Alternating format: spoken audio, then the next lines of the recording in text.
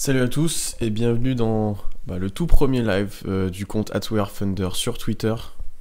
Moi c'est Pierre, donc je suis un des admins du compte WeAreThunder. Donc comme vous pouvez vous en douter, je suis aussi un des participants au podcast Open Thunder, peut-être qu'il y en a qui écoutent. Et avec moi il y a Constant, un des nouveaux membres du compte. Donc vous aurez l'occasion de nous entendre très souvent, normalement en live toutes les 2 semaines à peu près. Donc n'hésitez pas à bien poser toutes vos questions et tout. Là, on va plutôt parler des scrimmages et peut-être du match qui arrive contre Utah. Et voilà, après, on fera un peu de freestyle, hein. Comme on peut pas le faire en podcast, on le fera maintenant. Euh, et sachant que le live aussi sera disponible en replay comme un podcast en fait sur toutes nos plateformes d'écoute. Donc on vous invite à vous abonner à notre flux pour louper aucun podcast, aucun live. Du coup, vous pourrez avoir ça en replay, même si c'est moins cool qu'en live. Donc n'hésitez pas à nous interrompre, je vais essayer de lire les commentaires en même temps, c'est la première fois que je vais faire de mon mieux, hein, je promets rien. Euh, donc Constant, on a fait 3 matchs de scrimmage. Qu'est-ce que tu en as pensé un petit peu globalement, déjà collectivement? 3 victoires, bon, il y en a qui étaient plus laborieuses que d'autres, on sait que le banc nous a bien aidé contre les Sixers. Portland c'était faible en face, ouais, le premier c'était le match de reprise. Ouais, un peu ton sentiment vis-à-vis de ça et du match qui arrive aussi. Est-ce que tu es plutôt serein de ce qu'on a vu en fait?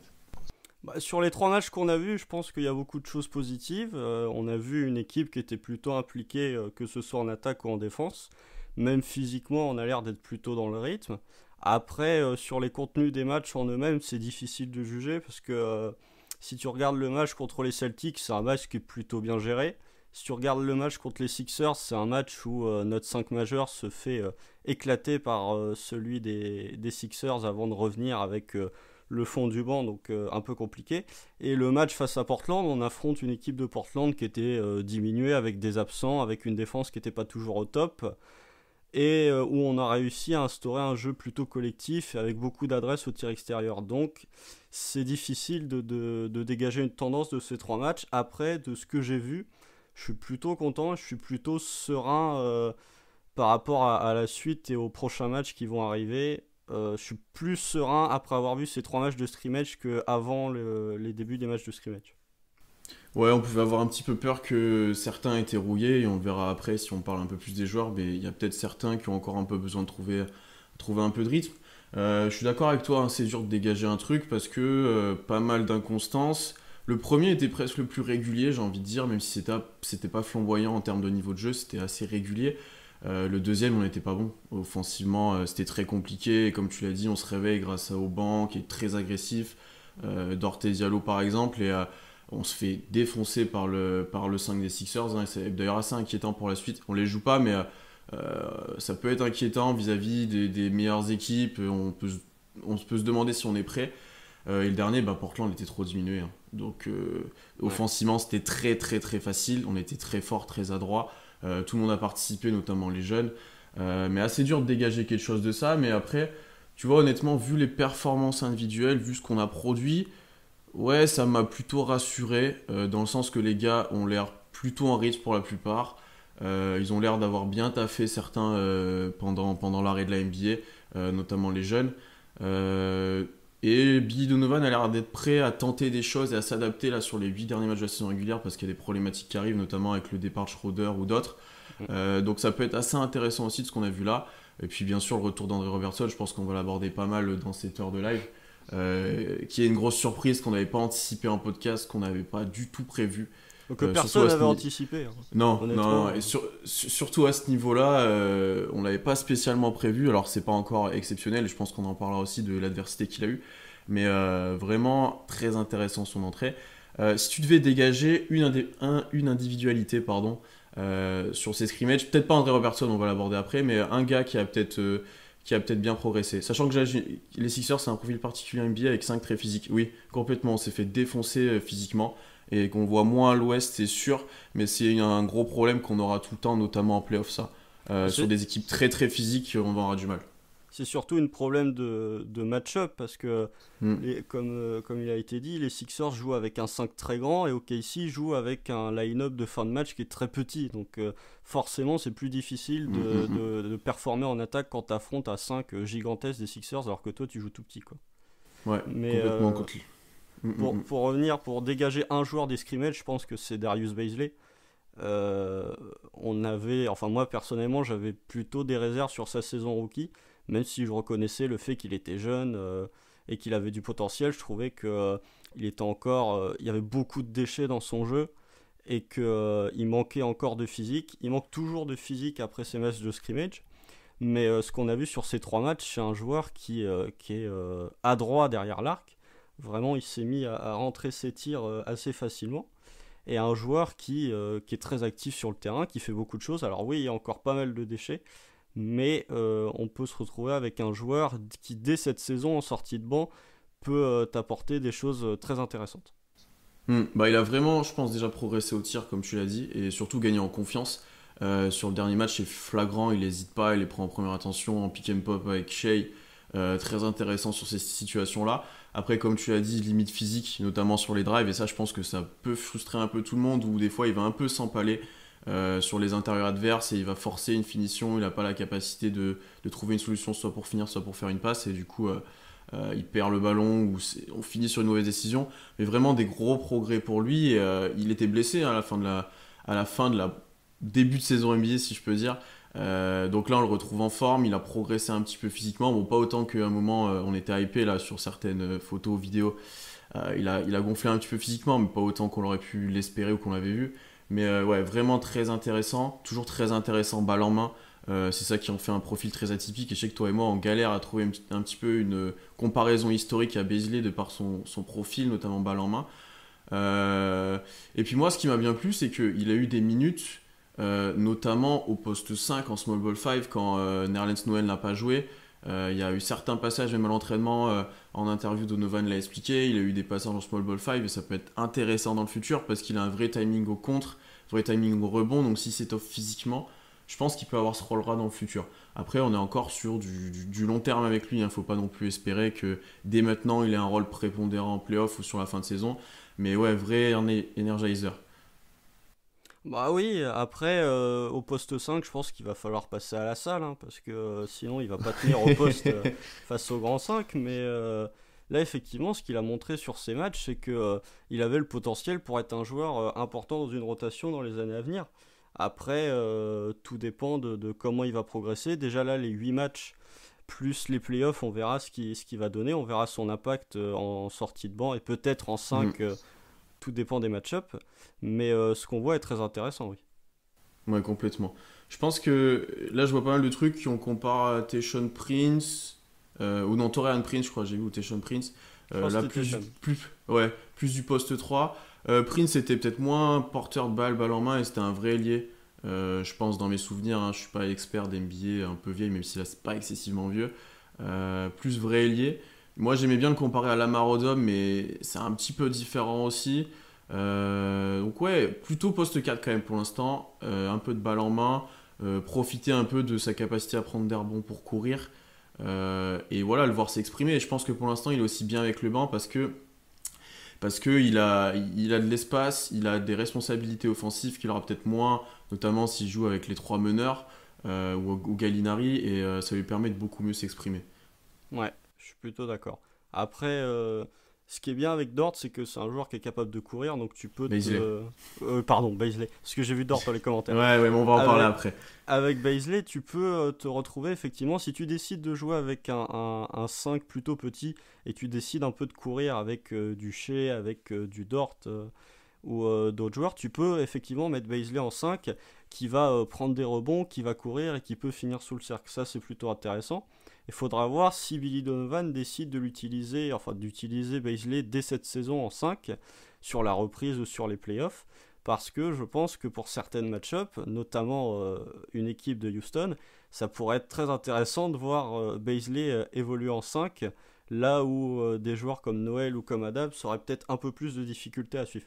Je pense que tout dépendra de la match-up et tout dépendra de l'adversaire que tu joues en face. Si tu joues les Lakers, je pense pas que tu te risques à faire jouer Beasley en 5, quoi. Pas très intéressant. Le retour d'André Robertson pourra peut-être aider à ça aussi, puisque s'il l'utilisait en 4, tu vois, tu as un gros défenseur à côté de lui qui est très physique, même si c'est pas le meilleur encore à ce poste-là, mais qu'il a encore beaucoup de chemin à faire. Mais ça peut être intéressant, cette paire-là, ça peut être très dynamique offensivement, très, très dans la course, et ça peut être assez intéressant. Mais après, comme tu l'as dit, face à Houston, faut toujours voir l'équilibre entre est-ce que ce que tu perds en défense en mettant un pivot, tu le gagnes en attaque. On l'a encore vu hier, si vous avez regardé leur match avec Porzingis, ils l'ont largement gagné ce qu'ils perdaient en défense, Dallas, mais bon, on n'a pas de Porzingis pour l'instant à OKC, donc la problématique est un peu plus développée. On va parler peut-être un petit peu de Dort. J'ai vu qu'on avait un ou deux commentaires sur lui. C'est lui aussi une très très bonne surprise de ces scrimmages, sachant que c'était déjà une bonne surprise de la saison, qu'on était très hype tous les deux sur lui, énorme défenseur, et là c'est offensivement, ça va au-delà des flashs maintenant, on va dire, en fait, de ce qu'on avait vu offensivement. Non, c'est un vrai joueur de basket maintenant. Je crois on en a parlé via le compte, mais je pense que aujourd'hui Dort est le titulaire indiscutable au poste 3 au KC. C'est pas juste parce que Ferguson a un coup de moins bien et parce que Robertson est blessé. C'est si tu prends ces trois joueurs-là, aujourd'hui c'est Dort qui est titulaire. Ses progrès sont flagrants, notamment au tir où ça y est, l'autre c'est devenu limite un sniper. Sur les matchs de scrimmage, il doit être à plus de 50% au tir, Ouais. c'est fou. Après, même balle en main, je trouve que c'est très intéressant ce qu'il a apporté. Et avec l'absence de Schroeder, tu vas te retrouver à donner des ballons forcément. Enfin, ce que Schroeder gagnait tout le temps qu'avait Schroeder en tant que porteur de balle, va falloir le donner à d'autres joueurs. Et tu peux pas tout donner à Shea et à Chris Paul. Dort, ça paraît être une alternative plutôt crédible pour poser la balle et pour faire un ou deux pick and roll sans rien faire non plus des choses extrêmement extravagantes, mais juste poser la balle et mettre en place un système en attaque. Je pense que Dort est largement capable de faire ça. Alors, pour recontextualiser, en fait, Dort, ceux qui ne savent pas, en universitaire, il était déjà utilisé un peu en tant que meneur ou deuxième arrière, mais qui avait beaucoup la balle en main. Il avait des fortes responsabilités de création, en fait, dans son équipe, et donc il est capable, normalement, de ça, et on l'a un peu sous-utilisé ça depuis son arrivée, parce que c'était pas son rôle, au poste 3, là, il avait T'as surtout à trois défendre. porteurs de balle. Ouais, c'était pas vraiment notre besoin, et là, c'est sûr qu'avec Schroeder qui quitte la bulle, il y aura besoin de ça, et Billy l'a expérimenté maintenant sur les scrimmages et ça a plutôt bien fonctionné. Alors il était très dans l'agressivité quand il jouait poste 1 et qu'il était créateur, on l'a vu finir pas mal de fois au cercle, mais en termes de gestion je pense qu'il peut encore faire quelques progrès. On n'a pas beaucoup vu de faire de vraies passes décisives. Là j'en vois qui me disent si Schroeder s'en va de la bulle, Robertson retourne dans le 5 et Dort sur le banc. Je pense pas qu'il y ait ce besoin de l'enlever du 5, même si on a besoin de création sur le banc. En fait, ça va juste décaler les rotations. Il va sortir peut-être plus tôt et en même temps que Chris Paul, il re-rentrera un peu avant ou des fois il sera tout seul, et même j'ai des doutes sur le fait qu'il soit tout seul. Je pense que ça va juste décaler pas mal de rotations et donner plus de minutes à certains joueurs du banc, peut-être du Nader, du Ferguson, etc. On en parlera ensuite. Même du Robertson, tu peux ouais, te retrouver, complètement. ce que tu vas perdre avec Schroeder, tu peux le récupérer avec des minutes de Robertson que tu n'avais pas en début de saison, quoi. Ouais, mais du coup, il est offensivement, au-delà de la création, et comme tu as dit, constance dans le tir. Son tir a un petit peu évolué. Il saute moins, et en fait, il a gagné en fluidité. Et je pense dans ses répétitions, c'est plus propre. Il est moins dépendant de son saut, qui peut être assez perturbant pour certains joueurs qui ne sont pas des elite shooters. Il peut vite se dérégler en sautant plus ou moins haut, en étant un petit peu gêné. Là, il saute presque plus. Il est très au sol, et il n'a pas besoin de sauter très haut parce qu'il tire assez vite quand même, et il n'est pas énormément défendu pour l'instant. Par contre, son tir, il va haut.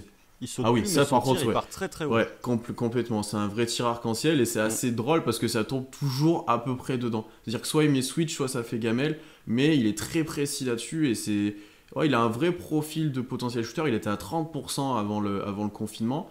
Là, il est à 50% à peu près sur le retour à la compétition. Et il n'hésite pas à les prendre, quoi. T'as des situations où il y a un pick and roll dans l'axe et il remonte à l'opposé et on va le chercher tout de suite, et en catch and shoot il n'hésite pas une seconde. Et ça, dans le futur d'OKC, c'est très important d'avoir ce type de role player qui n'hésite pas à 3 points. Après, est-ce que c'est un vrai poste 3? Je vois ça aussi en commentaire. Je pense que c'est un 2-3 parce que, et ça on en a parlé pas mal de fois toi et moi, j'aime pas trop comment il défend sur les postes 3, pas qu'il défend mal, mais parce que physiquement c'est plus compliqué. Alors s'il défend sur un... Ouais, il est un peu petit, il est très physique mais un peu petit, donc s'il défend sur un LeBron ou un Kawhi par exemple, au post-up, etc., il va avoir du mal. Et dans le futur, par exemple, un Tatum pourra lui poser problème dans cette optique-là. Et il est beaucoup plus fort sur les guards, et on le verra peut-être d'ailleurs tout à l'heure contre Donovan Mitchell. Après, c'est la question de est-ce que tu considères Kawhi et LeBron comme des 3 et pas plutôt Ouais, comme c'est des vrai. 4? Parce que C'est vrai. autant de. Effectivement, s'il se retrouve en défense face à des LeBron, face à des Kawhi, ça va être très compliqué pour lui physiquement parce que les deux font 2,05 m. Par contre, si tu te retrouves sur un 2 qui est décalé en 3, du genre, exemple totalement pris au hasard, Paul George, bah tu te retrouves pour Dort, Paul George, il est largement capable de le tenir parce qu'il doit pas être beaucoup plus petit que lui, il doit faire à peu près le même poids. Donc encore une fois, tout dépend de ce que l'équipe adverse va faire. Moi, je le préfère perso en défense sur D2, peut-être Mm. même sur D1 un peu tanké, genre tu peux le mettre sur un Westbrook ou sur un Lillard. Je pense que il manque pas de vitesse pour les défendre et au niveau du physique, bah, il est capable de leur répondre. Après, effectivement, si tu commences à le laisser défendre sur des 4 qui sont plutôt décalés en 3 ou des 3 qui sont grands, effectivement, ça peut devenir compliqué. Mais je trouve que Dort, c'est quand même un joueur qui est très pratique dans cette équipe d'OKC où il n'y a pas vraiment de défenseur attitré, entre guillemets, où c'est la spécialité. Chris Paul est un bon défenseur, mais c'est plus le Chris Paul de ses jeunes années. Shea, il fait des efforts, mais il n'est pas encore élite. Gallo, bon, il fait ce qu'il peut. Et Adams est un bon défenseur, mais c'est un défenseur à l'intérieur. Donc sur les postes extérieurs, Dort est quasiment notre premier défenseur. C'est lui qui va se retrouver avec les tâches défensives à défendre le meilleur attaquant adverse extérieur. Et ce qu'il propose, moi je trouve ça plutôt intéressant et plutôt correct. Même sur ses matchs de scrimmage, je trouve qu'il a progressé en défense. À voir effectivement dès ce soir contre Donovan Mitchell ce qu'il fera, mais c'est Ouais, plutôt prometteur. sur un vrai match avec une vraie intensité, parce que pour l'instant, certes, il y avait quand même de l'intensité sur les scrimmages, mais c'était pas non plus des vrais matchs. Pour ajouter un peu à ce que tu as dit, c'est le premier défenseur, en fait, quand on démarre dans le 5 quand il démarre dans le 5 mais une fois qu'on met le super line-up, ou une fois que, par exemple, le clutch arrive, c'est souvent Chris Paul et Schroeder qui ont la responsabilité du premier score adverse. On se souvient, par exemple, du dernier match de la saison où Chris Paul défendait sur Tatum par exemple, etc. Je pense qu'on favorise quelqu'un un peu plus d'expérience, et sachant qu'on joue avec les trois meneurs pour créer un attaque, ils doivent compenser ça. Mais en tant que spécialiste défensif, et on en a un ou deux autres, je pense qu'on va leur aborder leur cas ensuite, c'est le plus crédible pour l'instant, et notamment offensivement, où il est le moins négatif. Dort, ça sera pas surprenant, je pense, de le voir même dès cette année finir des matchs avec une petite dizaine de points, avec un ou deux, trois points, une contre-attaque et quelque chose comme ça. Et d'ailleurs, je vois la comparaison avec Marcus Smart, mais c'est exactement ça en fait. Ça fait un bon moment qu'on le compare avec Marcus Smart, et dès le moment de sa draft, moi j'avais pu en parler, c'est vraiment le profil vers lequel il peut se développer en fait, dans le physique, dans l'attitude défensive. Et s'il arrive à développer les compétences offensives qu'a Marcus Smart, ça peut devenir ouais, très intéressant, parce qu'un Marcus Smart, je vous invite à regarder les Celtics, mais c'est bien de l'avoir dans son équipe. Oh, ça va. Mais après, Marcus Smart est plus un 1-2 qu'un 2-3, hein. Quand tu Ouais, regardes le aussi, match d'hier soir face aux Bucks, Marcus Smart, il joue une partie du match poste 1. ouais, complètement. Il est un peu backup meneur en partie. Nous, il est un peu moins porteur de balle en effet. Il est plus role player, mais tu vois qu'il y a du potentiel dans cet aspect-là. Et je pense qu'il sera toujours moins capable de pull-up, même si Marcus Smart en prend beaucoup, des fois un peu pour rien. Bon, pas hier soir en tout cas. Oui, hier soir a été plutôt efficace, contrairement à d'autres Celtics. Parle d'un Mais numéro 0. oui, ouais. Mais ouais, c'est plutôt le profil vers lequel il va se rapprocher pour le coup. Dort. C'est une plutôt bonne comparaison avec Marcus Smart.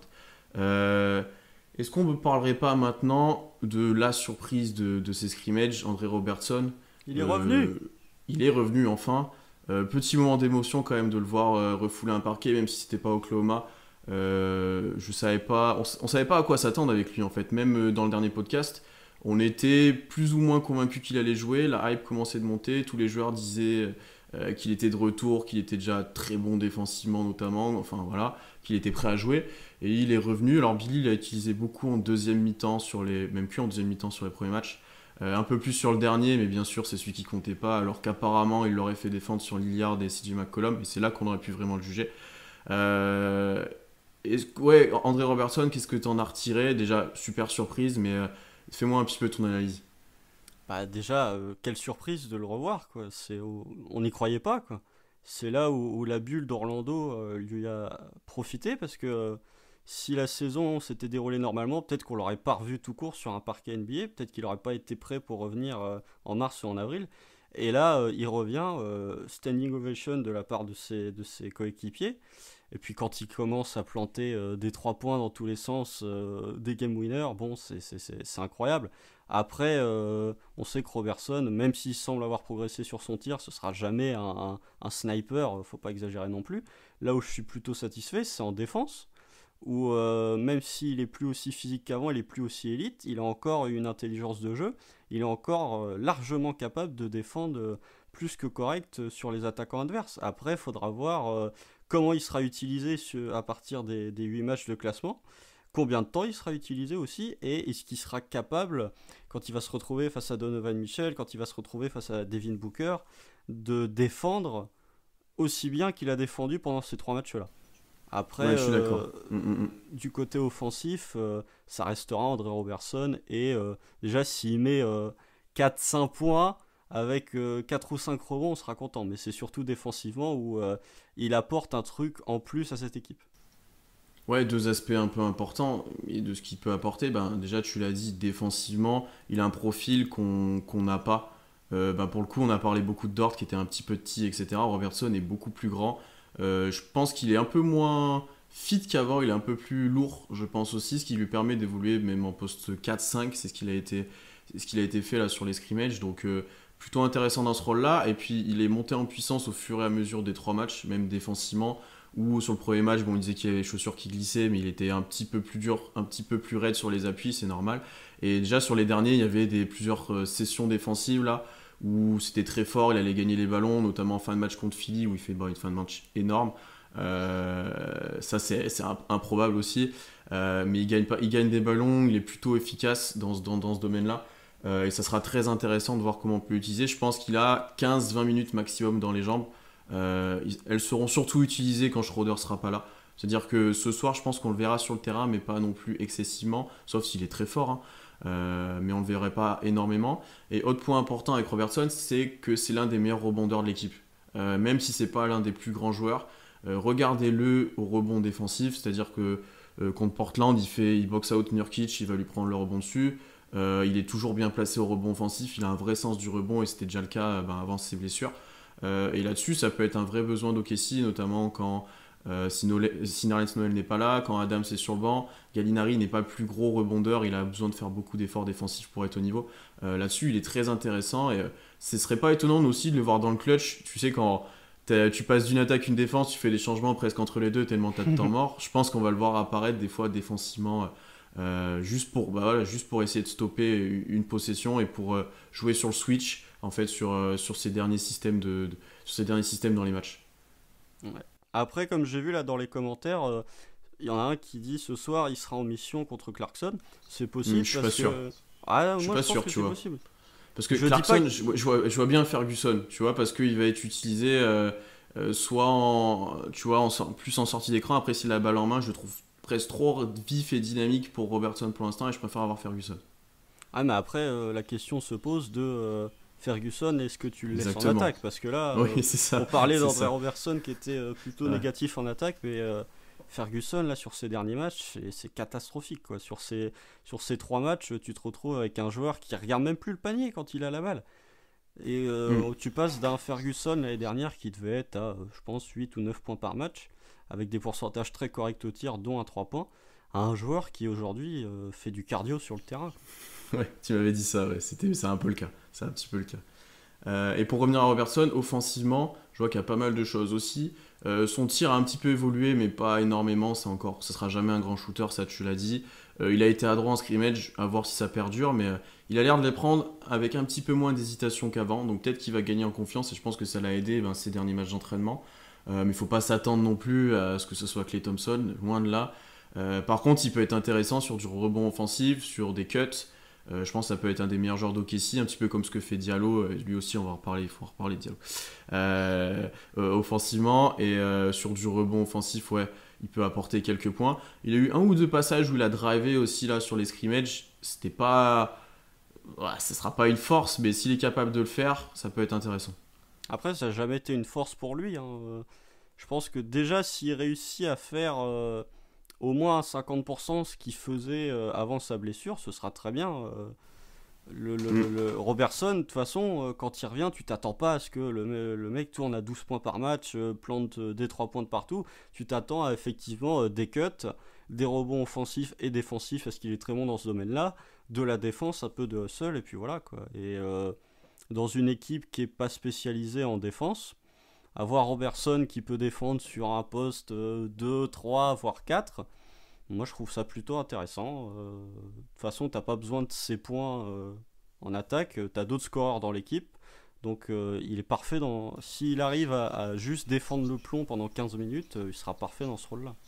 Ouais, et puis un truc qu'on avait, je pense, tous sous-coté avec Robertson, c'est que certes, physiquement, il était très fort avant et ça lui permettait de défendre sur presque tout le monde, mais en fait, on se rend compte maintenant que dans l'intelligence défensive, dans les placements, etc., et ça se voit encore maintenant, il est tout le temps bien placé. C'est incroyable comment il peut, rien que gêner un drive, gêner un tir, toucher un ballon, parce qu'il est tout le temps bien placé et c'est tout le temps fait intelligemment, en fait, tous ses déplacements. Et ça se voit qu'il n'a pas été très très loin du basket ces dernières années, parce qu'il a l'air d'avoir rien perdu de ça, en fait. Donc je pense qu'il était souvent au KC en train de regarder les matchs. Il a dû suivre pas mal l'équipe. Et là-dessus, il va même aider largement Ferguson, Dort, etc. Dans cet aspect-là. Bah oui, je pense que si Dort et Ferguson sont des défenseurs plus que corrects, Robertson a dû leur donner quelques conseils sur comment défendre, comment bien se placer, même si effectivement, comme tu l'as dit, physiquement ça sera plus jamais le même joueur. Il peut encore être bon en défense parce que la science du jeu, parce qu'il va te faire une bonne interception à un moment. Et vraiment, c'est bien de la part de Robertson de pouvoir, déjà lui, rien que pour lui, mentalement, de se dire j'ai été absent pendant 2 ans et demi, je reviens et je sers à quelque chose. Après, voilà, est-ce que ce sera le Robertson d'avant sa blessure? Je pense pas. Est-ce que ce sera un Robertson qui sera quand même utile dans une équipe NBA? Je pense. Ouais, je pense aussi, je pense aussi. Et si tu devais parier un petit peu sur la fin de saison, on compartirait plutôt sur une dizaine, quinzaine, vingtaine de minutes si tout se passe bien, surtout quand Schroeder partirait. Et est-ce qu'on le garde en fait les années futures parce qu'il arrive en fin de contrat. C'était aussi une des finalités en fait pour Robertson parce que son contrat arrive à son terme. Je pense que s'il jouait pas de l'année, c'était difficile de le garder en NBA ou alors au minimum. Ouais. Comment tu vois les choses maintenant contractuellement pour lui dans les futures années? Je pense qu'on peut pas encore décider. Ce qui va vraiment décider, ce sera son niveau à partir de ce soir et en playoff. Je pense que là, on pose la question, il vaut combien sur le marché? Hmm, dur à dire. C'est compliqué. Pour moi, il vaut allez, 3 millions au grand max. Pour l'instant, ouais. S'il fait 8 matchs très bien, ça va augmenter, mais il reste négatif en attaque, on va dire, pour l'instant. Après, sa valeur peut peut-être augmenter pour certaines équipes qui ont du mal avec des joueurs poste 3 qui n'ont pas de défenseur extérieur. Tu vois, par exemple, les Pélicans. Pour moi, il part pas d'OKC. S'il re-signe Ouais, vraiment, par c'est contre, ouais. au Thunder parce que le mec a quand même passé 2 ans et demi avec le Ouais, staff médical. Enfin, tu peux pas effacer 2 ans et demi, revenir, jouer une vingtaine de matchs et faire bon, je allez, suis salut d'accord. les gars, je m'en vais. Pour moi, s'il Ouais, ouais. revient, c'est même pour lui, tu vois.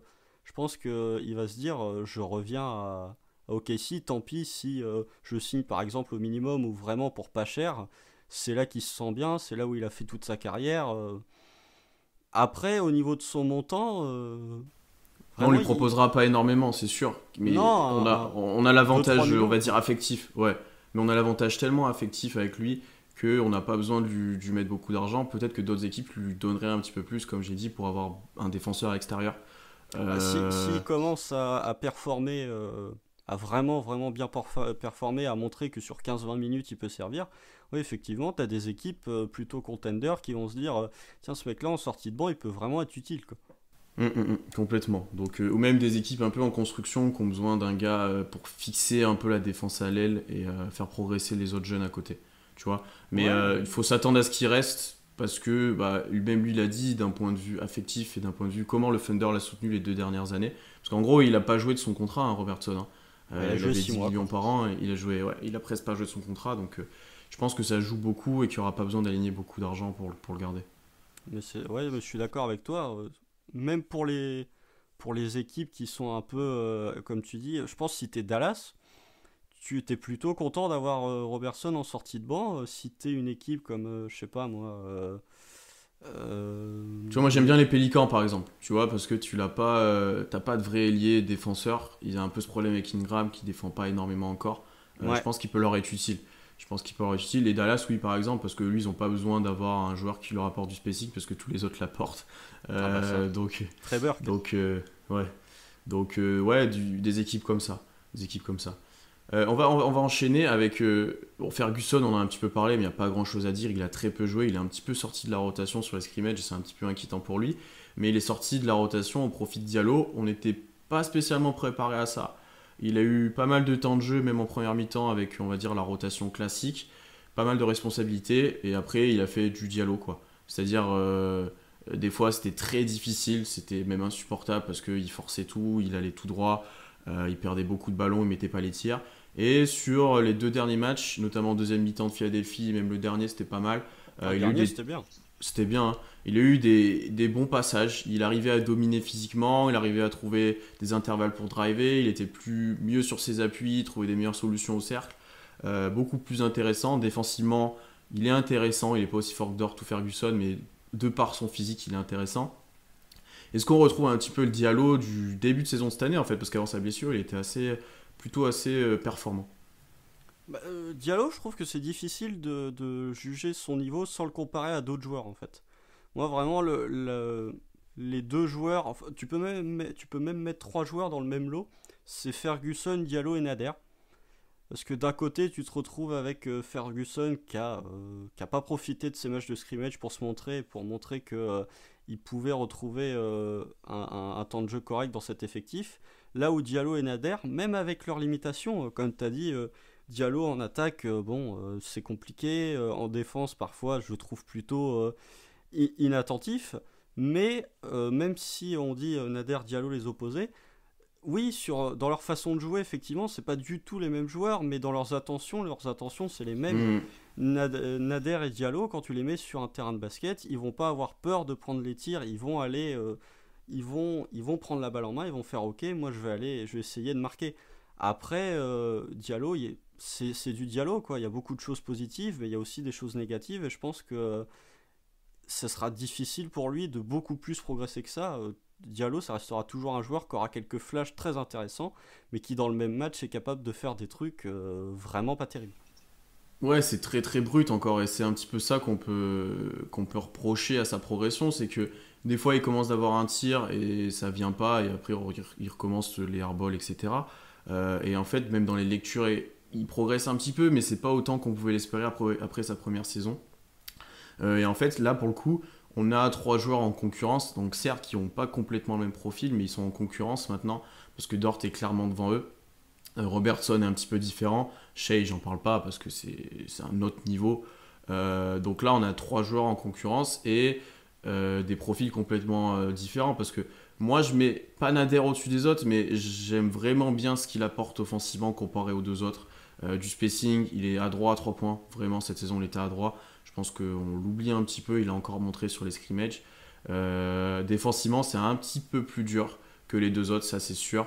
C'est plus dur physiquement, mais il peut être intéressant en attaque, notamment si Schroeder n'est pas là. On aura besoin de ses points, je pense, notamment en sortie de banc. Mais après, si tu compares à Ferguson, par exemple, à Diallo, Ferguson est élite défensivement. Cette année, c'était vraiment très très très très solide défensivement. Et comme tu l'as dit en début de live, il a perdu confiance en attaque, il met plus un tir, donc il devient. En fait, c'est en train de devenir André Robertson comme avant, en gros. Sans les cuts. Sans les cuts, donc sans mouvement offensif, sans le spacing, les lectures là dont certains ont mentionné. Donc ouais, c'est un peu compliqué de voir qui va jouer. Et le problème de Diallo, c'est qu'il peut être très bon. Je pense qu'on le verra sur certains matchs de saison régulière. Il va bien apporter, je pense qu'il sera important. Typiquement, un match comme Washington, il va jouer et il sera capable de mettre une dizaine de points et d'être important pour une potentielle victoire. Par contre, quand les playoffs arriveront, c'est trop compliqué de le mettre sur le terrain parce qu'il peut faire n'importe quoi, tout simplement. Ouais. Bah, comme dit dans les commentaires, si tu commences à réduire ta rotation et que tu passes à une rotation à 9 joueurs, moi je pense que Nader va jouer, mais pas Diallo. Ouais, je pense aussi. Après, ça, on en a beaucoup parlé en privé, mais c'est selon la confrontation. Mais t'as 7 joueurs, t'es sûr qu'ils vont jouer à OKC. Donc le 5 majeur plus Schroeder et Noël. Et après, t'as 2 places. T'as Robertson qui se place un petit peu là. T'as Bazley aussi. Ils seront peut-être un petit peu en concurrence tous les deux. Et après, t'as les 3 arrières ailiers qu'on vient de mentionner en gros. Bah, pour moi, Bailey s'impose de plus en plus comme un joueur qui fera partie de Ouais, la par rotation en contre, ouais, playoff, hein. Je complètement. pense Vu que ce tu qu'il a montré, ouais. as, même au niveau de son poste, parce qu'on n'a pas tellement de poste 4 en fait, hormis Gallinari, c'est un peu le seul poste 4, le vrai poste 4 de métier. Donc vraiment, pour moi, tu as une rotation à 8 joueurs garantis. Hmm. C'est Schroeder, Noël, Bazley. Et après, selon les choix de Billy Donovan, est-ce que tu préfères privilégier Nader si tu es en galère offensivement et que tu n'arrives pas à marquer, ou est-ce que tu préfères privilégier Robertson qui t'apportera un peu plus de défense? Je pense que ça dépendra de la confrontation, ça dépendra des matchs aussi. Hmm. Après, comme dit dans les commentaires, il y a Muscala qui peut jouer Ouais. 5, Et mais 4. 4, ouais. Enfin, j'aime pas, mais tu vois, si Denver sort Plumlee et Jokic, bon, Même contre Jeremy Grant, hein. Si Jeremy Grant est 4, tu mets Muscala dessus. ouais, ouais, j'ai un peu peur sur les drives, mais oui, ouais, j'ai Jeremy qu'on soutient même de loin. Ouais. L'un de nos 2 anciens chouchous, mais ouais, tu vois, ouais, selon les profils, mais par exemple contre Houston, c'est pas possible. C'est pas Ah possible. bah non, mais il y a beaucoup. Enfin, même si on affronte Houston, va falloir se poser la question de Ouais. Steven Adams et Nerlens Noel, quoi. Hum. Bah, pour parler de Muscala, ouais, il a été très bon sur les scrimmages lui aussi, très en réussite, très en confiance. C'est ça qui fait un peu le niveau de jeu de Muscala, c'est que là, il dégaine vite, il n'hésite pas une seconde, que ce soit en transition, que ce soit. Ouais, il tire en confiance, très intéressant. Et après, défensivement, et je sais que j'ai eu ce débat là sur Twitter récemment, c'est pas Nerlens Noel, c'est pas Steven Adams, ça c'est sûr et certain. Mais il est honnête en fait, il va faire les efforts, il n'hésite pas à s'interposer, à sacrifier un peu son corps sur les drives. C'est typiquement le genre de joueur qui va se faire postériser, mais au moins il va aller en défense. Tu vois ce que tu Ouais, ouais, vois et du coup, Après, et c'est mon avis perso, mais il manque quand même vraiment d'impact au rebond. ouais, au rebond et un petit peu de mobilité pour le permettre de switcher. Mais ouais, il a montré des bonnes choses. Il faudra voir sur la saison régulière, mais il est moins négatif qu'avant et c'est le Muscala qu'on pouvait espérer avoir en fait ça, ce qu'on voit là C'est et ça. qu'on n'avait pas trop eu pour l'instant. Donc ça peut être intéressant lui. Encore une fois, si Noël est pas là ou si Schroeder est pas là, qu'on a besoin de points selon l'adversité. J'ai vu les Lakers passer aussi. C'est vrai que si les Lakers jouent grand, ça peut être intéressant, mais il peut pas défendre sur Anthony Davis, Muscala. Donc Non, comme quasiment personne. Mais en Mais même temps, oui, voilà, c'est ça. Il y a quasiment personne qui peut défendre sur Anthony ouais. Davis, au moins. Mais si les Lakers jouent grand, ouais, ça peut être intéressant aussi. Je sais pas comment il va être utilisé. Moi, c'est une énigme un peu parce que même toute la saison, ça a été très irrégulier son utilisation. C'est encore plus une énigme que tous les joueurs qu'on a cités avant, que les ailiers. Donc, ouais, c'est à voir. À voir. Je sais pas ce que t'en penses. Bah, je me dis que Muscala, tu sais, je sais pas si t'as la même impression, mais ça peut être ce joueur un peu Factor X que Billy Donovan, un peu comme. Bon, alors on va pas comparer les joueurs, mais un peu comme Boban à Dallas. C'est le joueur qui est capable de jouer 0 minutes à un match et le match d'après de sortir et de te mettre 10 points en sortie de banc alors que ton équipe offensivement était en galère. Après, je pense que la rotation sur le poste 5, le poste 4-5 si on veut, elle est clairement définie. Ce sera Schroeder n'importe quoi. Ce sera Adams et Nerlens Noel. Ouais. Puis c'est une des Et plus solides rotations NBA presque, hein, le à duo en tout l'intérieur, cas. Ouais. défensivement, oui, offensivement, Ouais. c'est Un autre peu chose. moins. Ouais, je suis d'accord. Mais après, Muscala, je pense qu'il récupérera les miettes et le garbage time, quoi. Moi, j'ai du mal à voir, surtout que Billy Donovan, c'est pas un joueur qui utilise beaucoup de joueurs dès que ça commence à se resserrer un peu, que ce soit en fin de saison ou en playoff. C'est plutôt un coach qui tourne avec 8-9 joueurs. Donc j'ai du mal à le voir vraiment rentrer dans une rotation pour ces 8 matchs ou pour les playoffs. Après, ce qu'il y a de bien avec Donovan, c'est que contrairement par exemple à D'Antoni, qui lui aussi va tourner à très peu de joueurs, il n'hésite pas à modifier ces rotations-là. C'est-à-dire que, on l'a vu même dans les playoffs les années précédentes, c'est-à-dire que Melo est pas bon, ben, il joue pas. Il change le 5, tu vois, il n'hésite pas à faire des adaptations vis-à-vis de ce qui se passe sur le terrain, vis-à-vis de l'adversaire. Ça, où certains coachs le font moins. Donc, comme tu l'as dit, ce serait pas étonnant de ne pas voir Muscala pendant certains temps, le revoir sortir d'un coup, on sait pas trop pourquoi, mais il est tenté, et que ça marche ou pas, tu vois. Donc, ouais, il serait plutôt intéressant, mais là, on entre déjà dans le 9e, 10e joueur de la rotation, même. Donc, Ouais, on quasi est à. 11e. Ouais. Bah, ça dépend de qui tu places devant à l'aile, tu vois, ça dépend sur les trois qu'on a cités si tu les places devant ou pas, mais ouais, on est assez loin dans la rotation. Donc là, on va plutôt loin dans l'effectif. Ouais. Après, on peut revenir sur les cadres, entre guillemets, parce qu'on en a pas Oui, parlé. on a parlé plutôt des Euh, autres. Oui, c'est ça. Je pense que. Alors, on a vu que Shea est incroyable. Vraiment, Ouais. il a encore progressé pendant le hiatus et il est revenu beaucoup plus fort, notamment sur la provocation de faute. Ça commence à devenir indécent ce qu'il fait. Bah, en Et fait, pour rester sur Shea, en fait, il a progressé physiquement et il a des attitudes maintenant en mode je suis le meilleur joueur sur le terrain, je marque quand je veux. mais je pense que Contre- c'est on va voir sur ces matchs-là, mais si Chris Paul commence un peu à baisser de rythme, c'est le meilleur joueur dans l'équipe. En attaque, ouais. Enfin, dans la création et tout, parce que Gallo était un peu moins bon là, sur les scrimmages. Ouais, il était très impressionnant. Faut qu'on revienne aussi sur son passage à la main tout seul. On l'a enfin vu tout seul en tant que meneur, donc c'était plutôt intéressant de le voir dans la gestion. Tu vois, j'ai pas été complètement convaincu. Pas parce qu'il a mal joué ou parce que c'était pas efficace, mais je l'ai trouvé un petit peu moins agressif en fait que quand il joue deux. Tu vois, il y a des moments, il était très dans la création, il a cherché beaucoup de passes, il a fait pas mal de passes décisives d'ailleurs, mais je l'ai trouvé pas complètement moins agressif que d'habitude. Ouais, bah après, je pense Ou que moins vers le c'est scoring en tout cas. Oui, mais justement, ça montre une autre facette du jeu de Shea. Tu peux te retrouver avec un joueur où tu le mets en poste 2 avec un vrai meneur comme Chris Paul. Bah, c'est un joueur qui va pas du tout se concentrer sur la création pour les autres et qui va avant tout créer pour lui-même, essayer de créer son shoot, essayer de provoquer des lancers. Et justement, quand tu commences à le mettre en poste 1, il te montre que bah, c'est un joueur qui est capable de se mettre en retrait et de créer pour les autres. Typiquement, le match contre Portland, effectivement, qui est un match qui veut pas dire grand-chose, à voir s'il sera utilisé en 1 là pendant ces matchs et surtout pendant l'éloignement de la bulle de Schroeder. Mais t'as vu sur cette première mi-temps, il finit la première mi-temps avec 7 passes décisives. Et Ouais, pourtant, il ouais. marque quand même 10 points, c'est-à-dire que t'as des séquences où il va te faire un step back à 3 points sur Nurkic, où il va faire quitter son short à Nurkic, et de l'autre côté, il est capable de te faire un kick-out pour un shooter à 3 points. Donc, moi, j'attends de voir SGA sur plus de séquences en tant que meneur, mais du peu que j'ai vu, je trouve que c'est plutôt intéressant. Je pensais pas qu'il était capable d'être aussi créateur pour les autres que ce que j'ai Ouais. vu pour l'instant. Ça, par contre, je suis d'accord. Il s'est montré peut-être plus créateur qu'on pouvait penser. Après, c'est que j'aimais tellement son rôle cette année de agresseur de cercle, tu vois, vraiment tout le temps dans essayer de marquer, essayer de créer en allant au cercle. Là, il a été plutôt bon dans la gestion, c'est vrai, et je pense qu'on va le voir tout seul sur le terrain en tant que meneur quand Schroeder va partir de la bulle, c'est même certain. Et ça sera le vrai moment où on pourra le juger.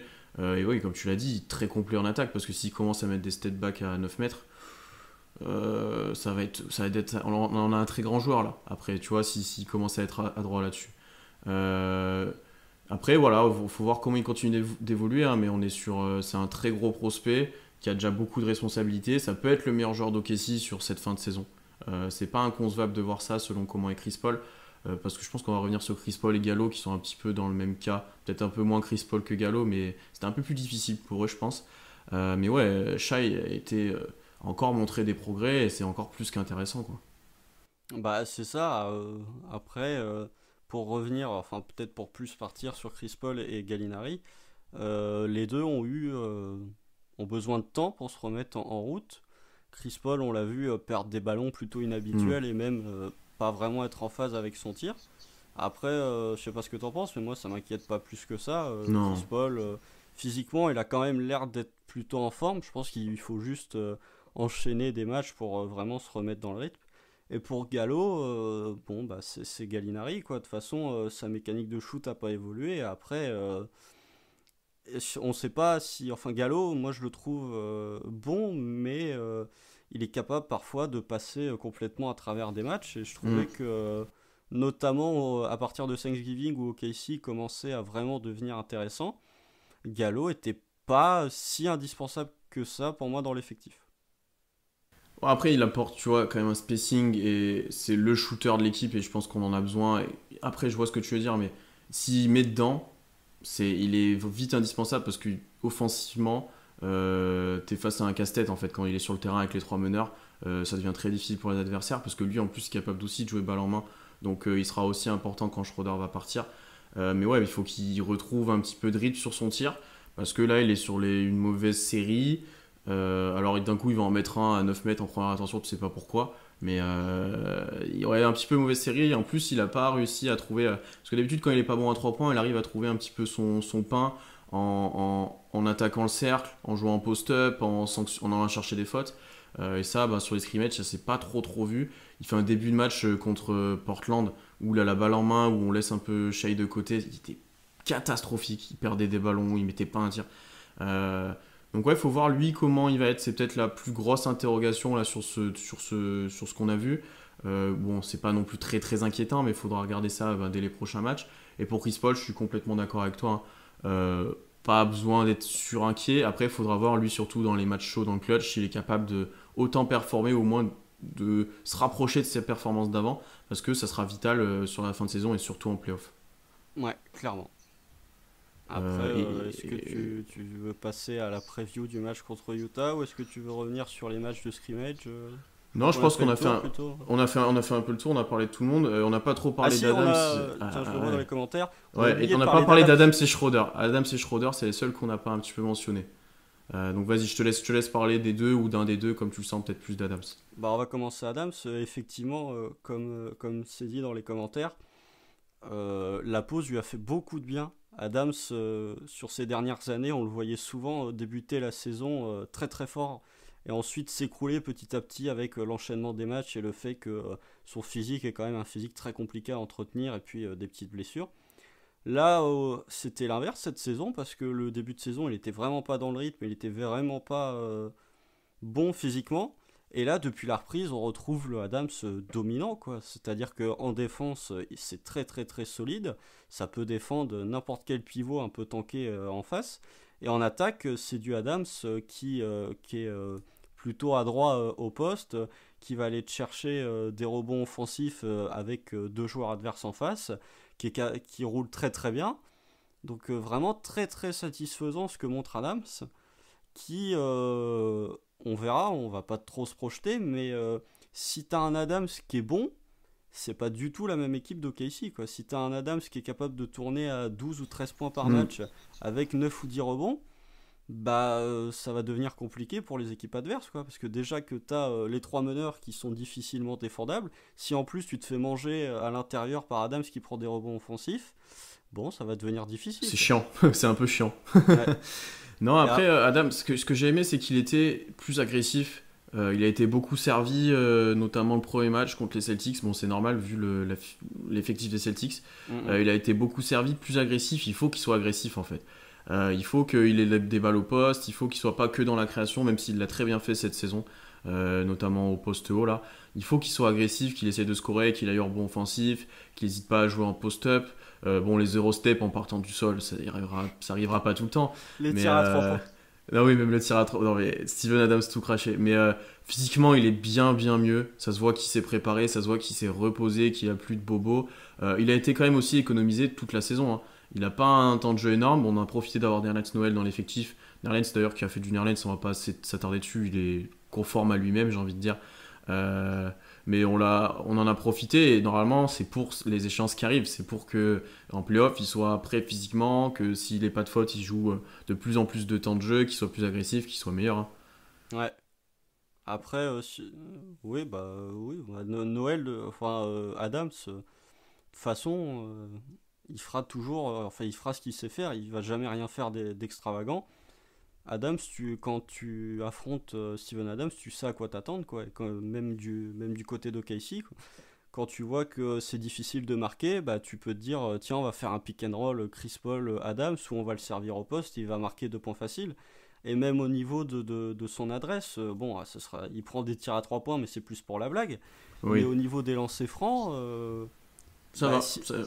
Que tu vois, comparé à l'année dernière où ça commençait vraiment à devenir tendu, là, sur les matchs de scrimmage, je le trouve beaucoup plus à l'aise avec son tir et même, bon après Adams restera Adams, donc il aura toujours un petit toucher près du cercle, mais si les adversaires commencent à vouloir faire faute sur Adams et qu'il en met 3 sur 5, bon, c'est plutôt intéressant pour OKC.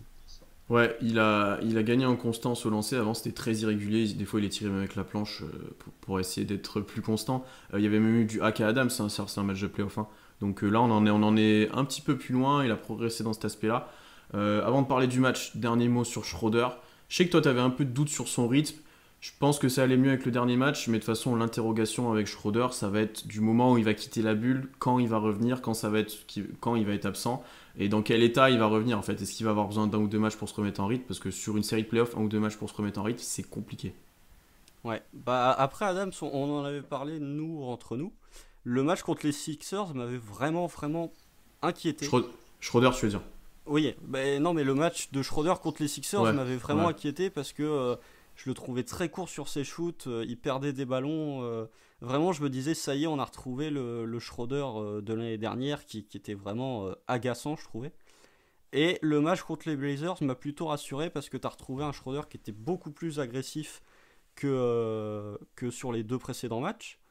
Et justement, c'était mieux. Après, il a retrouvé Nerlens Noel aussi, parce qu'il ne faut pas sous-estimer la relation entre Schroeder et Noel qui est très très bonne.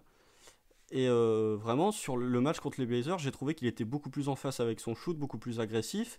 Même en défense, il a beaucoup progressé. Et Schroeder s'est passé d'un joueur qui était plutôt à un désavantage en défense à un joueur average, voire même plutôt correct. Donc c'est vraiment intéressant. Après, pour revenir sur son départ de la bulle, bah c'est l'inconnu quoi. Déjà, on ne sait pas quand est-ce Hmm. qu'il va partir. Si ça se trouve, il va partir quand on sera en train d'enchaîner Washington et Phoenix, donc ça sera pas trop préjudiciable à l'équipe.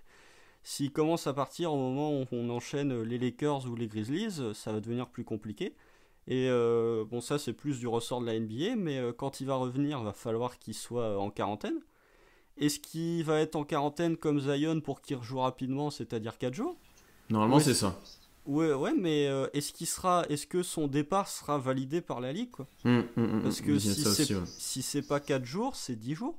Et là, pour le coup, 10 jours, s'il commence à revenir au moment du play-in, c'est-à-dire vers le 16-17 août, 2-3 jours avant le début des playoffs, bah, s'il est en quarantaine pendant 10 jours, tu peux te retrouver déjà avec 2 voire 3 matchs joués sans Schroeder. Et là, pour le coup, sur une série de playoffs, 2 ou 3 matchs, ça commence à beaucoup peser. Et je pense que Schroeder, dans cette équipe, il est capital, quoi. C'est vraiment ton scoreur en sortie de banc. Dans le clutch, on l'a vu aussi capable de rentrer des tirs. C'est lui, enfin le line-up à 3 meneurs. Dès que t'en enlèves un, tout de suite c'est beaucoup moins efficace. Le Thunder est beaucoup plus efficace quand les trois jouent ensemble. Donc si tu commences à retirer Schroeder et en plus que son absence s'éternise, ça peut devenir compliqué et préjudiciable pour l'équipe. Mm, mm, mm. Non, après, pour revenir sur ce que tu as dit, j'ai vu pas mal de commentaires sur le match des Sixers. J'étais plutôt d'accord avec vos commentaires. C'est que déjà, les Sixers défendaient super bien. Schroeder avait très peu d'espace et Tybull l'a défendait très très fort. Ah, Lui, il est sur vraiment certaines fort séquences défensivement. là. Waouh. Même sur Chris Paul, quand tu vas taper la balle dans les mains de Chris Paul, je pense que tu es un peu solide défensivement. Donc ouais, il a eu un peu de mal, beaucoup mieux sur le dernier, mais ouais, c'est comme tu as dit, la grande interrogation, c'est sa sortie de la bulle, le règlement qui sera associé, à quel moment ça arrive. Vaudrait mieux que ça arrive en saison régulière qu'en playoff, ça c'est certain, parce qu'on le sait, Schroeder, il est dans le meilleur 5, il est surimportant en sortie de banc en termes de scoring, et tu l'as dit aussi défensivement, parce que il avait à charge des fois, par exemple, de défense sur James Harden, ça arrivait, parce qu'il a progressé, parce qu'il est en presse tout terrain sur les trois quarts du temps.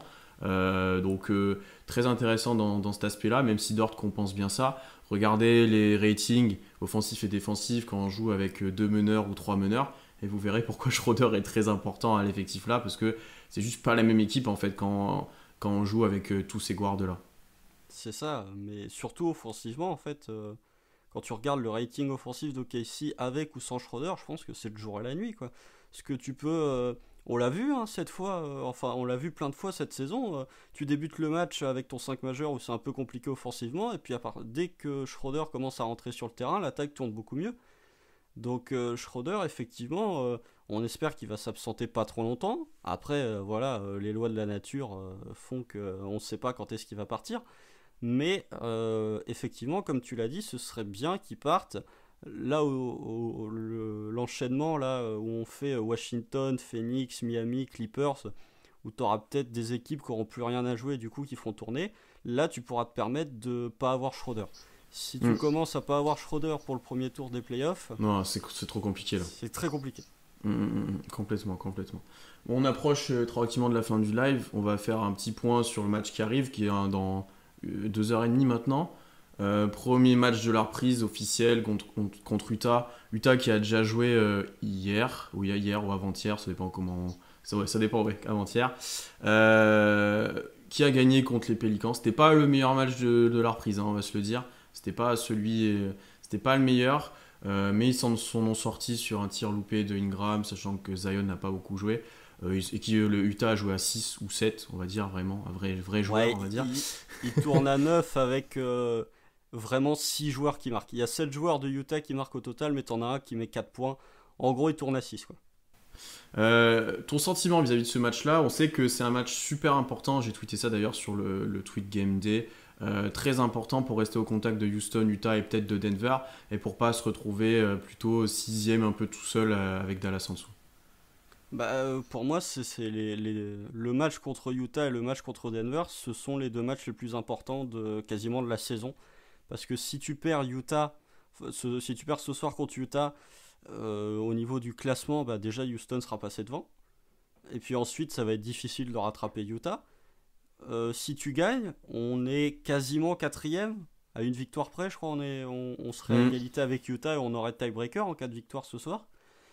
Vraiment, c'est un match très important. Après, pour avoir regardé le match de Utah contre les Pélicans, j'ai pas été spécialement emballé par leur jeu. Je trouve que, effectivement, comme dit dans les commentaires, Mike Conley a l'air d'être revenu et ça va leur faire du bien d'avoir un Mike Conley très important. Après, il est revenu, il est mieux qu'avant. Il pouvait pas être bien pire, mais il est mieux qu'avant. Et si ça redevient le joueur qu'il était à Memphis, par contre, oui, ça sera solide. Mais tu vois, il était pas sur le match contre les Pélicans, t'avais pas besoin de le sortir en te disant Non, tiens, Utah est meilleur que ça c'est avec sûr. Mike Conley sur le banc. Après, pour moi, le vrai facteur X de ce match, et je pense que c'est ce qui va décider du résultat du match d'un côté ou de l'autre, c'est Clarkson, quoi.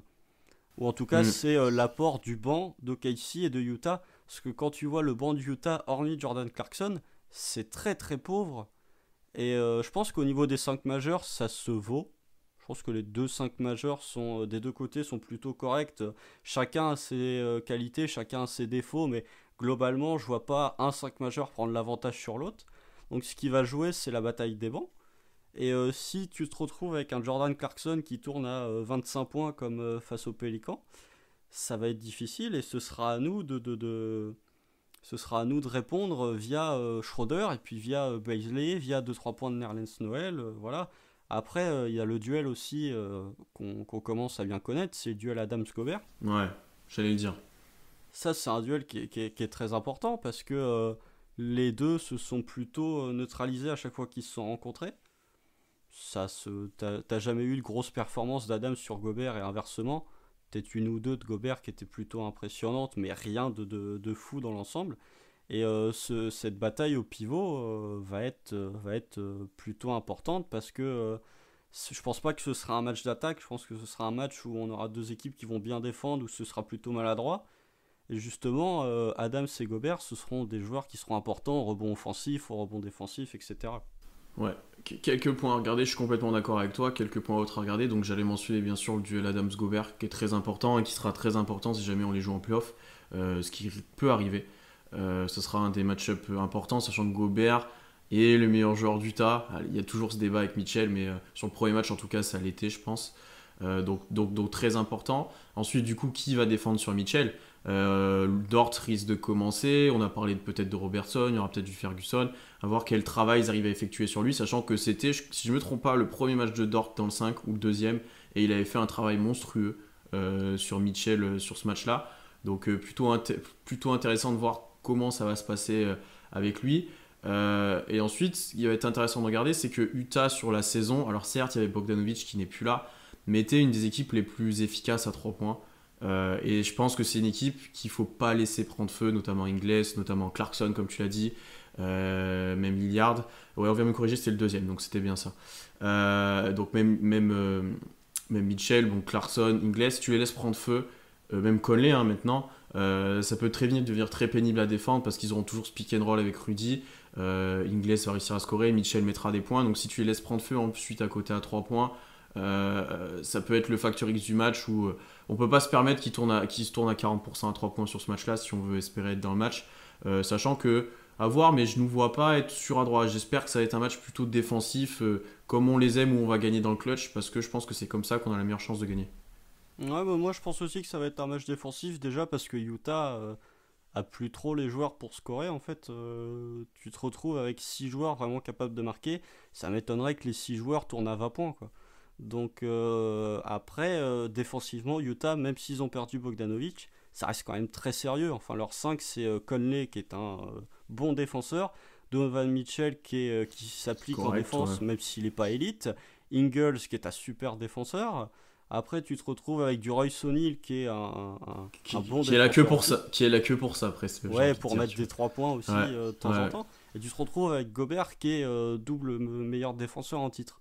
Donc je pense que ça vraiment un match de défense comme on l'a vu lors des précédentes confrontations entre OKC et Utah cette saison, hein. Le premier, bah, c'était le tout premier match de la saison, c'était un match plutôt défensif. Et le deuxième, qui est un match qu'on gagne, c'est un match qui est plutôt défensif aussi. Donc après, comme dit dans les commentaires, effectivement, Gallinari, il va se retrouver avec soit Ingles, soit Royce O'Neal, bon, plutôt Ingles en défense. Normalement, Gallinari, il doit scorer sa vingtaine de points. Ouais, parce que je pense qu'O'Neal sera sur Shea. Et ils vont peut-être cacher Conley sur. Non, ils vont mettre Conley sur Chris Paul et peut-être Mitchell sur Dort, quelque chose comme ça.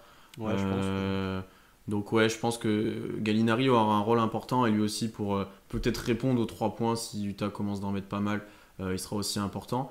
Et après, comme tu l'as dit, notre banc doit défoncer leur banc. C'est-à-dire que quand Gobert ou Mitchell sort, notamment, il faut qu'on fasse un run en fait, simplement. Et les Pélicans l'ont un petit peu fait d'ailleurs, hein. C'est comme ça qu'ils étaient passés devant, si je me trompe pas.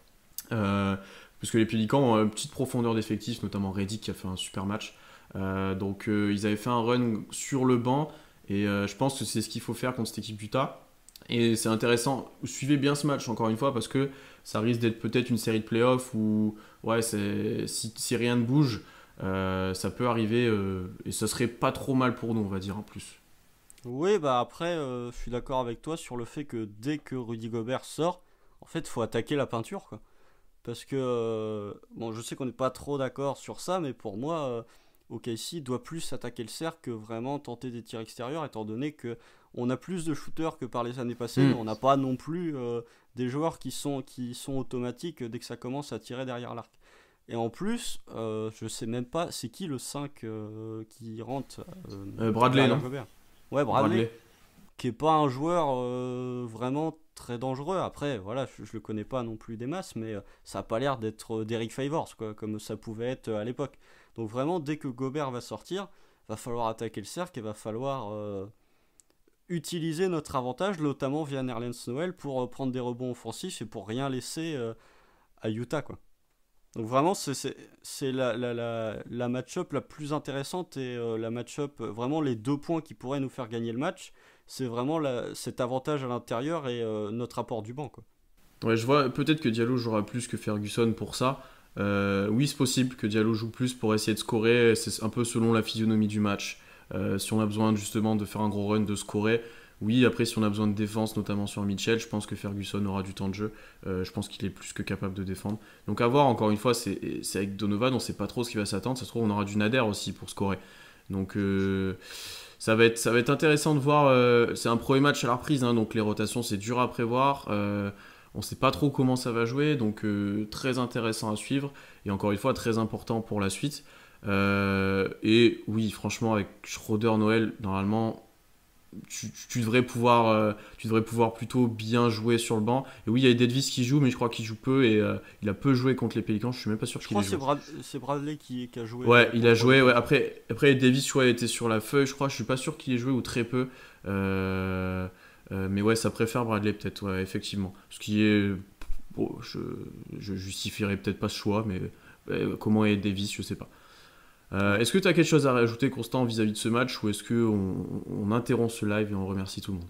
Non, bah rien de spécial, hormis le fait que ça fait plaisir de retrouver du Ah soccer ouais, basketball, quoi. ouais, du vrai, parce que là, on a eu Oui, bah, ça la comptait mise en pas. bouche, et là, on va voir le vrai. On a eu le retour de Robertson.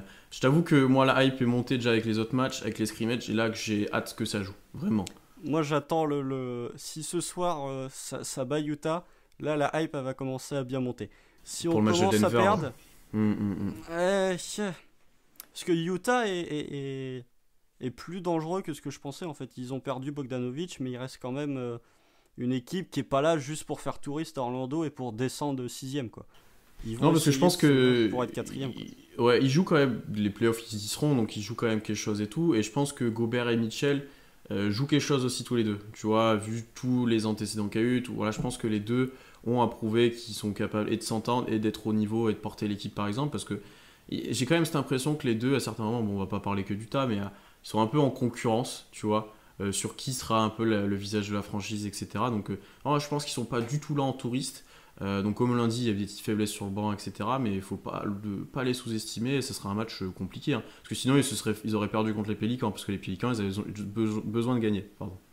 Après, les Pélicans étaient pas fous non plus. Hein. Je pense que si Zion commence à jouer 25-30 minutes au lieu des 15 qu'il a joué, je pense que Utah se fait battre. Hein. Et même sur la fin de match, ils s'en sortent parce que t'as Gobert qui met 2 lancers francs et t'as Ingram qui manque le tir de la gagne. Mais ça aurait très bien pu tomber dans l'autre sens. Quoi. Ouais, complètement. Ça s'est joué à pas grand-chose. Donc ouais, à voir ce match-là. Et je pense que c'est un bon match pour se mettre en rythme puisque ça joue tout de suite. Donc on commence pas par un match un petit peu inutile. Après, juste pour conclure, le seul défaut entre guillemets de débuter si tard, c'est que Utah a déjà joué un match important et que nous on n'a pas joué depuis mardi. Ouais, je crois que c'est ça. Hein, ouais, il y a eu pas mal de temps d'attente. Ouais. Ça fait 4 jours, donc peut-être que en début de match il y aura un peu de maladresse au tir parce que ça fait 4 jours qu'on n'a pas joué et que même si tu t'entraînes, ça vaut pas un match. Alors que Utah, eux, ils sont dans le rythme, ils ont joué il y a 48 heures et qu'ils seront peut-être plus adroits et plus agressifs en début de match. Et même, on a vu beaucoup d'équipes faire des fautes depuis la reprise parce que les rotations défensives sont pas en place et tout, naninana. Justement, peut-être que Utah sera, du fait d'avoir déjà joué un match, sera peut-être plus en place défensivement que nous, en tout cas au début. Ouais, complètement. Donc pas oublier ça non plus, mais il faudra passer au-dessus de ça. Constant, merci beaucoup d'être venu dans ce live. Donc, comme vous l'avez compris, on sera souvent tous les deux en live, environ toutes les 2 semaines, le samedi ou le dimanche, environ à cette heure-là, pour parler de ce qu'on a vu sur le terrain, des futurs matchs, etc. Un petit peu comme on l'a fait aujourd'hui. Il y a aussi des podcasts, donc Constant aussi est là. Moi, je serai tout le temps dans le podcast, mais allez suivre les podcasts de Atwear Thunder aussi toutes les 2 semaines. En fait, soit vous avez un live, soit vous avez un podcast normalement par semaine. Si tout se passe bien. Donc voilà, merci à tous d'avoir interagi avec nous. Je vois des super le live les gars, ça fait plaisir. Merci pour toutes vos questions, pour vos interactions. J'espère qu'on sera de plus en plus nombreux. J'espère que ça vous a plu. Le replay sera disponible demain normalement. Donc sur Twitter avec la vidéo et sur YouTube et tous les autres plateformes seulement en audio. Donc n'hésitez pas à réécouter, etc. Ou si jamais vous voyez ça, j'espère que ça vous a plu en replay. Et on se retrouve pour le live tout à l'heure. C'est moi qui fais le live, Constant fera Denver. Donc je vous retrouve pour le live. J'espère que comme nous vous êtes un petit peu hype. Il y a un bon match à regarder avant là, avec Miami-Denver pour se chauffer. C'est pas trop mal quand même.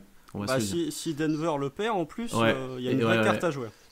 Donc allez suivre ça. On se retrouve dans 2h30. Et voilà, à bientôt tout le monde. Et salut, merci de vos participations. Salut, bon match.